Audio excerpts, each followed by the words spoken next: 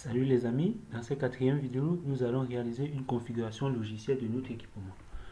Nous allons premièrement exécuter le logiciel fourni par le fabricant. À ce niveau, nous devons le télécharger. Une fois téléchargé, nous devons l'exécuter. Vous avez la possibilité de pouvoir choisir l'emplacement de stockage de vos fichiers. Nous installons. Après avoir lu les différentes conditions fournies,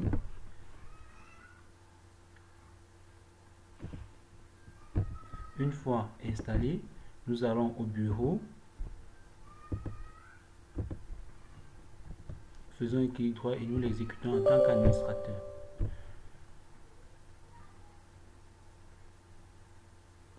À ce niveau, vous avez les différentes instructions que vous êtes fournies. Vous allez les lire au fur et à mesure et les adapter en fonction de vos besoins. Pour notre cas, nous allons fournir le mot de passe administrateur. Nous allons le confirmer. Nous appuyons sur suivant, grâce en fonction de vos besoins. Là, nous avons l'administrateur de l'équipement. À ce niveau, vous pouvez fournir une abréviation du nom de votre société et puis le décret en dessous. Là, nous avons SMJP pour notre cas d'exemple et nous maintenons la même chose. La description peut être le nom de votre société. C'est à vous de faire le choix. Là, nous avons choisi le logo de notre structure. Nous appuyons sur suivant. À ce niveau, vous avez plusieurs options de configuration. Vous lirez et vous les adapterez en fonction de vos besoins. Lorsque un utilisateur se connecte, après 5 minutes, on dit qu'il est présent. Nous allons prendre que lorsqu'il est connecté, directement après 1 minute, on considère qu'il est présent. Le retard, comment matérialiser le retard et les absences des utilisateurs. Là, dans le retard, nous allons prendre un retard de 5 minutes. Lorsque vous vous connectez après 5 minutes de l'heure d'ouverture de la structure, on considère comme retardataire. Et après 60 minutes, vous n'êtes plus admis au sein de la structure. Et lorsque vous sortez 5 minutes avant l'heure de fermeture, il est considéré que vous êtes sorti plus tôt. Et si les conditions sont nécessaires, vous pourriez dire que 60 minutes avant le départ, vous êtes considéré comme étant absent. Nous allons nous abstenir sur ce point. Nous allons laisser cette option en fonction de vos besoins, vous pourrez les configurer. Nous appuyons sur suivant pour continuer.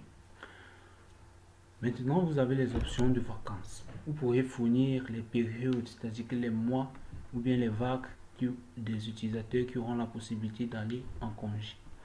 Dans ce cas, nous ajouterons pour la première vague, la vague 1, nous dirons que les utilisateurs pourront aller en congé du 7, c'est-à-dire qu'ils iront en juin. Et la date de début, c'est le 7. Et là, nous prendrons le 6/8 comme étant la date de retour. Là, c'est pour la première vague.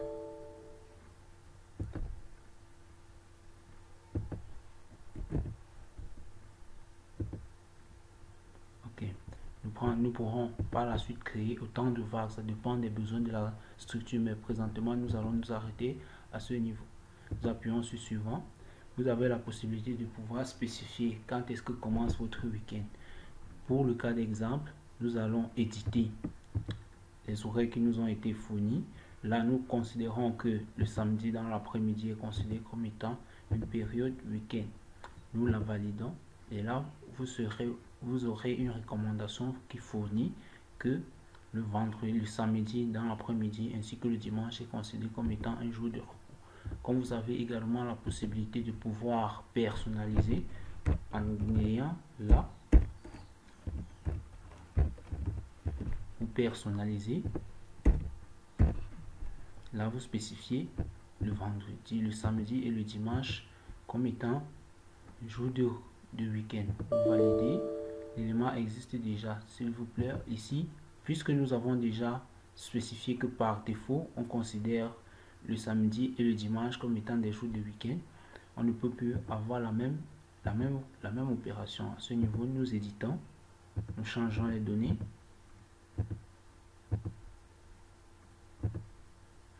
Et là, nous en créons notre week-end.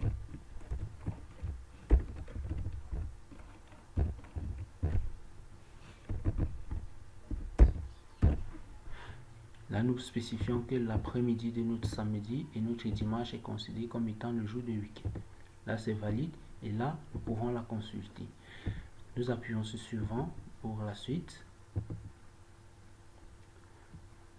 À ce niveau, vous pourrez fournir les heures d'entrée, les heures de sortie, ainsi de suite. Pour notre cas, nous allons modifier les éléments qui sont renseignés. C'est-à-dire que le matin, quelle serait l'heure d'entrée et puis quelle serait l'heure de sortie. Est-ce qu'il existait de pause ou pas? Pour ce cas, notre structure s'ouvre à 8 heures. Et puis, les heures de la matinée se terminent à midi. Les heures de pointage. À quelle heure commence-t-on le pointage? Là, nous prendrons que notre pointage commence à 7h55 et s'arrête à 11h55. Nous validons.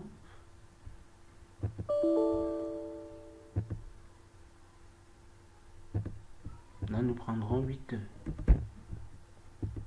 5 minutes. C'est-à-dire qu'après votre connexion,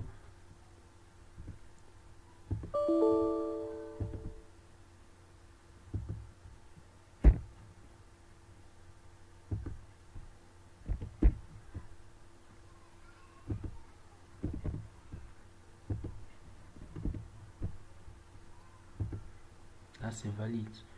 Nous continuons avec l'option de l'après-midi. Dans l'après-midi, nous éditons. Nous avons là l'heure d'après-midi, c'est-à-dire que nous considérons que le retour en structure peut s'effectuer à 13 heures, c'est-à-dire que nous avons eu une heure de pause. 13 heures, le décompte commence à 13 heures.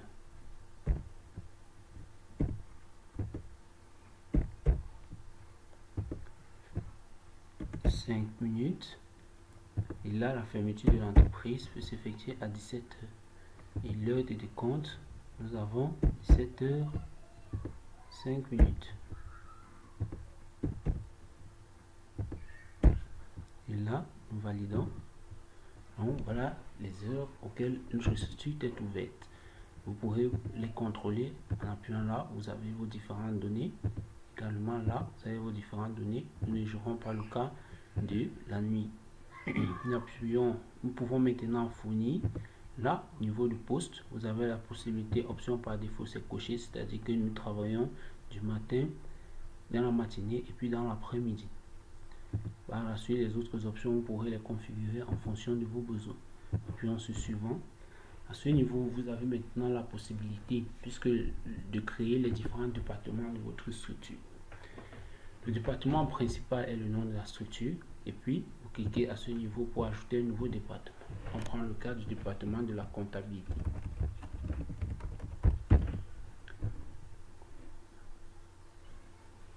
Pour la comptabilité, nous cliquons là, nous l'ajoutons. Nous continuons. Dans le cas où nous avons peut-être un département commercial, vous pouvez l'ajouter.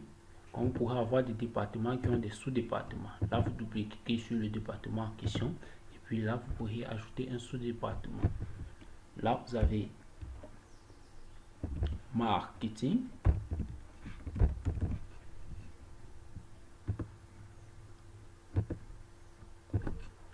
Vous avez magasin.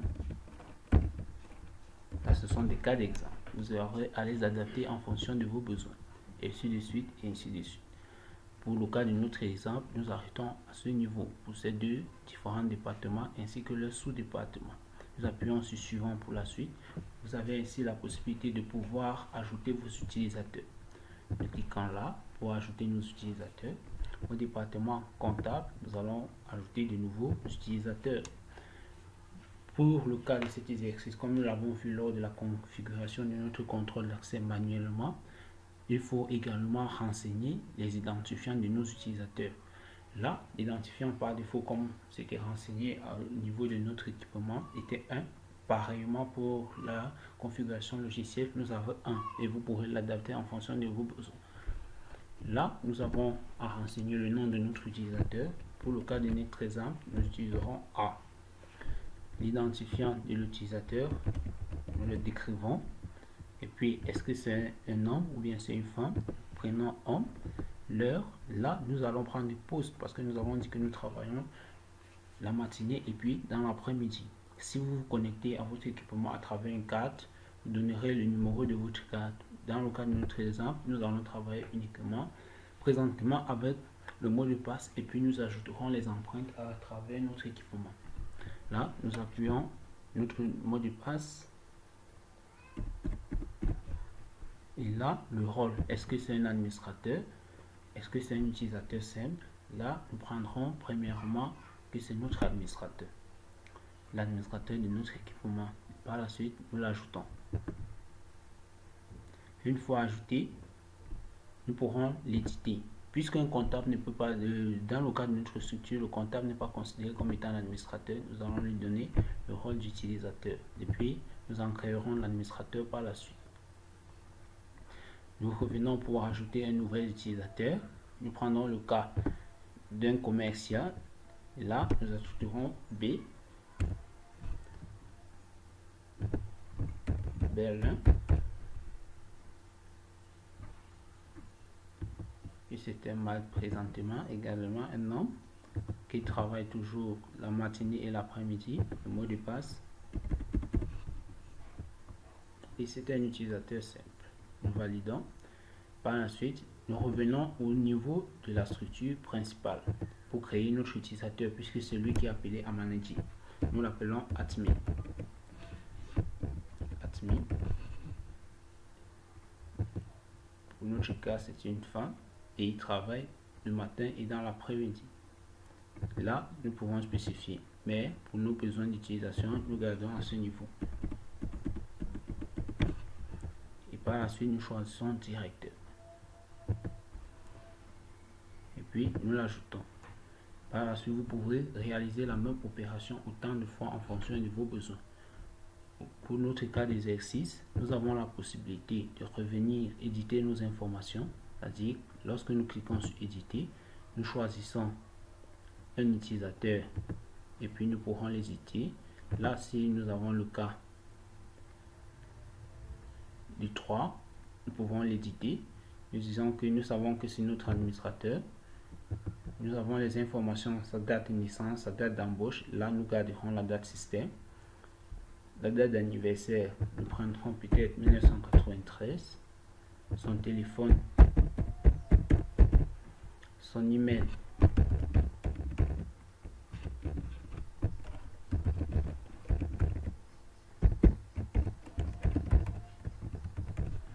Là, vous avez son email et puis son adresse. Là, les données sont prises aléatoirement et en fonction de mes coordonnées. Vous pourrez lui donner son titre, c'est-à-dire que c'est admin. Et puis, vous validez les modifications. Là, c'est l'un des moyens exploités. Vous pourrez exploiter d'autres moyens pour pouvoir éditer vos utilisateurs. Une fois achevé, nous revenons à ce niveau et puis nous rafraîchissons.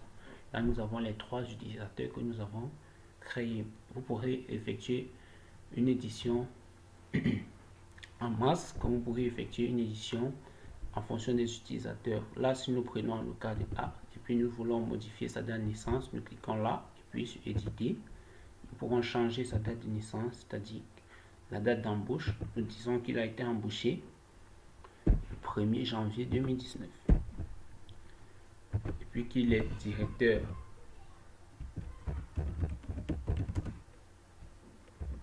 commercial, qu'il est comptable, puisqu'il fait partie du département comptable, les comptables, que sa date de naissance, qu'il est né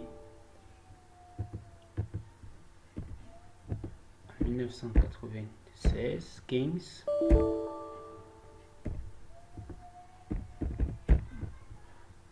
qu'il répond au niveau du téléphone et son adresse mail.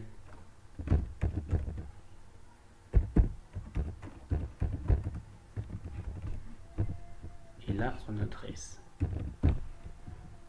Vous validez. Voilà le moyen, l'un de nos autres moyens que vous pourrez utiliser pour modifier les informations sur vos utilisateurs. À présent, nous allons passer à l'enregistrement de ces informations dans notre dans notre équipement afin de voir comment l'exploiter. Présentement, qu'est-ce que nous pourrons faire? Nous pourrons soit importer nos données, c'est-à-dire que pouvoir les sauvegarder dans un fichier externe en les exportant, ou bien en important les données pré-éditées dans un fichier Excel. Dans le cas de l'exportation, nous pourrons faire ceci et sauvegarder notre fichier Excel soit au bureau. Nous prendrons le cas du bureau et puis nous allons appeler le fichier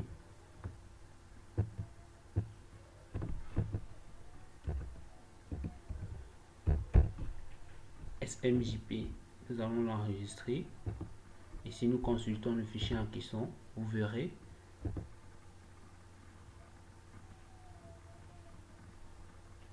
que toutes les opérations que nous venons de réaliser y sont renseignées.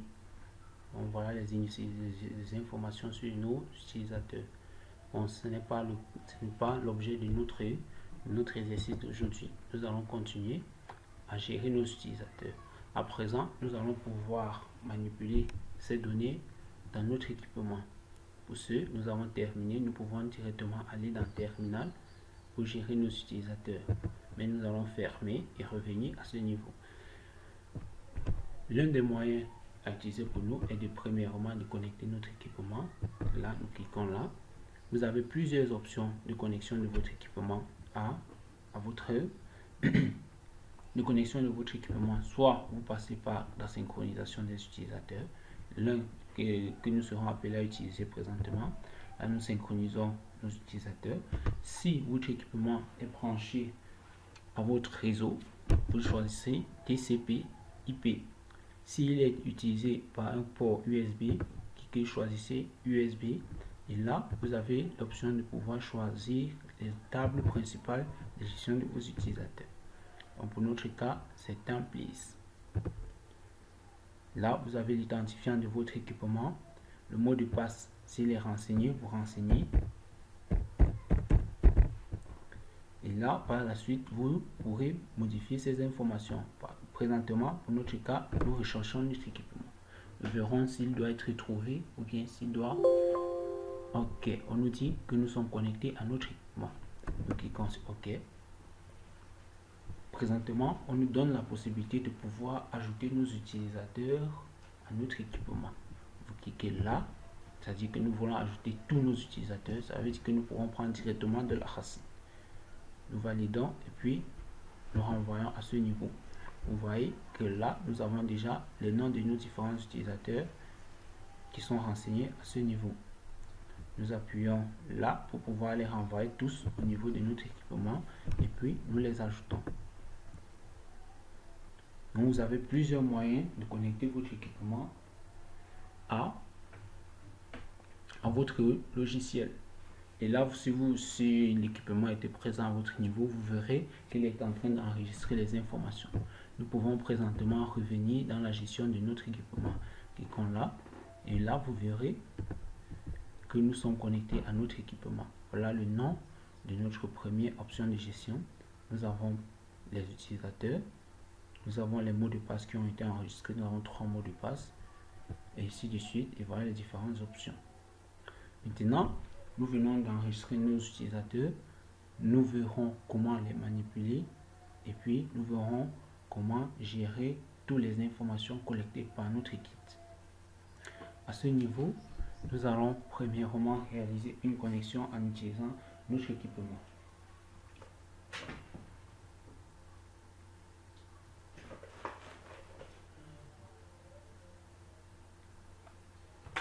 Là, je vais me connecter en tant qu'administrateur.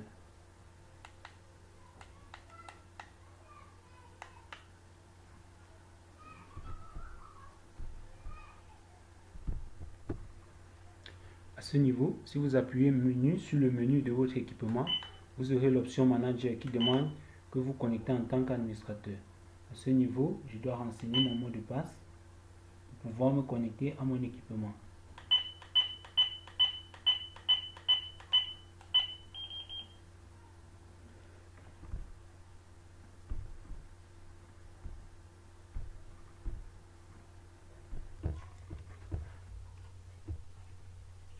Une fois l'utilisateur connecté, nous cliquons sur recevoir de nouvelles données et là, nous actualisons. Nous avons un utilisateur connecté. Donc pareil pour tous les autres utilisateurs. Là, nous sommes déjà en train de manager les différentes informations sur les utilisateurs. Dans la vidéo suivante, nous verrons comment traiter les données sur les utilisateurs et de les manager. Pour ceci, on vous dit à la vidéo suivante.